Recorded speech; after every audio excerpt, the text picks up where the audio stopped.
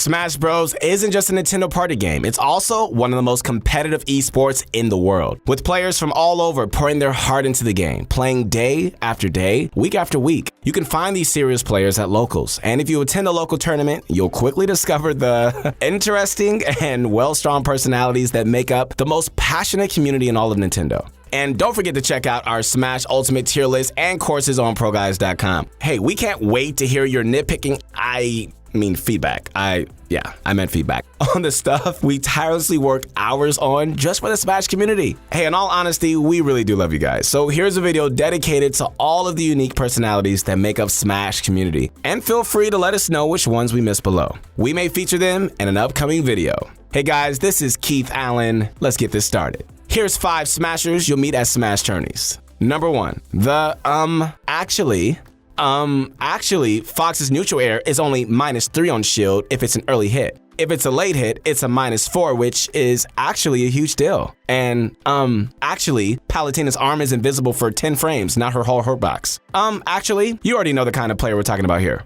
The is the player listening to conversations, ready to jump in and tell others why the frame data shows that they are wrong. Some, actuallys are super into the nuances of the game, but lack social grace. The other, actuallys just love to be right and prove other people wrong. If your local tournament is big enough, you're gonna find both varieties, trust me. You know, you get a lot of, actuallys in Smash because it's a very crazy technical game. There's a lot to know about it, most of it important in one way or another. There's nothing wrong with getting sucked into all the technical side of the game. If you got a friend that knows frame data, consider yourself blessed that you don't have to study it all yourself. However, some folks take their knowledge of the technical side a bit too far, basically shaming others for not knowing what they know. That's the, actually for you.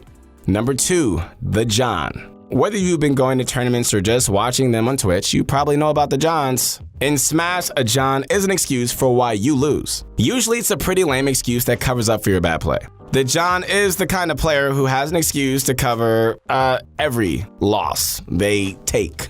If they lose, it's because their hands were too cold. If they get 3 stocked, it's because their controller had too much delay. If everything goes wrong, it's not because you did everything right, it's because some small thing out of the game went wrong. So let's just face it, guys. It's hard to take L's, okay? We get it. We all do a little something to soften the blow. But the Johns soften the blow by blaming something other than themselves. It's not their fault they lost. It's just some unlucky thing outside of the game. It's true, you could lose because you're hungry, tired, cold, or playing on a bad setup. But more often, you lose because you were worse than the other player, okay? Let's face it.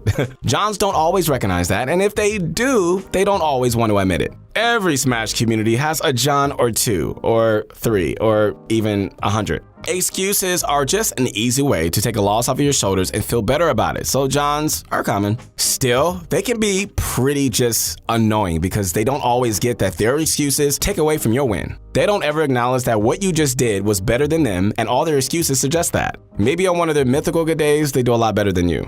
Number 3, the Scrub. The John and the Scrub are close relatives. They're very close. They both try to cover their own bad play with excuses, but where the John uses out-of-the-game reasons, the Scrub uses in-game ones. Listen closely at the Smash tournament as you can hear the cries of the wild Scrub. You just won because your character is OP.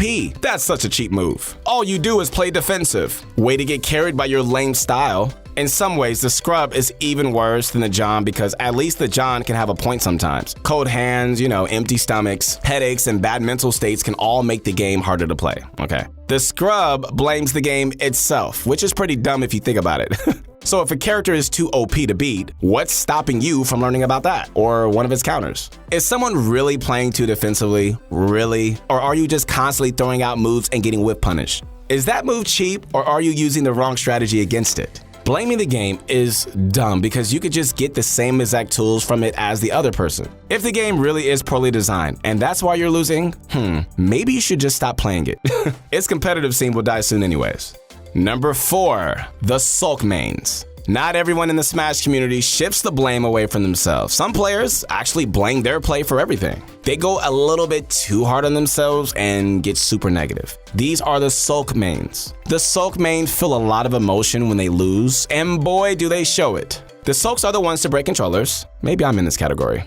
Smack the setup and yell out in frustration. Maybe we've all been there, huh? Sulks, they care about the game a lot, all right? Maybe more than they should, and they have good reason to. I mean, Smash is a game you could put your whole life into, so it's easy to get your ego wrapped in it. Some people get their whole ego so in it that they just get down just losing friendlies. Sulks often mean well and won't even direct their anger or sadness most times. Still, it can be pretty awkward to play with someone that just got pissed off. In the Smash scene, you're gonna find a lot of serious players that can get a little intense sometimes. We all have our moments. If someone's really getting down, it's just often best, guys, just to let them be unless you know them well. If you're facing a Sulk who's getting mad at friendlies, then we salute you. There is no out-of-shield option for that.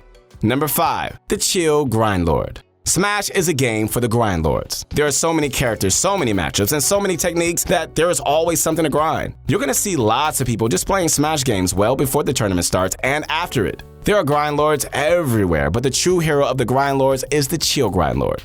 These are the Grindlords who won't keep talking about how many locals they go to each week and how many hours they play each day. Some Grindlords will even hog a setup, keeping it for themselves to play with just one other person. Oftentimes, they brought their own setup, so it makes sense. The Chill Grindlord doesn't care if it's their setup or someone else's. They'll open it up to a rotation of a few players and even let a mix of players of different skills and levels play together. The Chill Grindlord is the player you definitely want to meet when you're first going into a Smash community. They're happy to sit down and just knock out some friendlies with you, win or lose. They might even teach you some things along the way.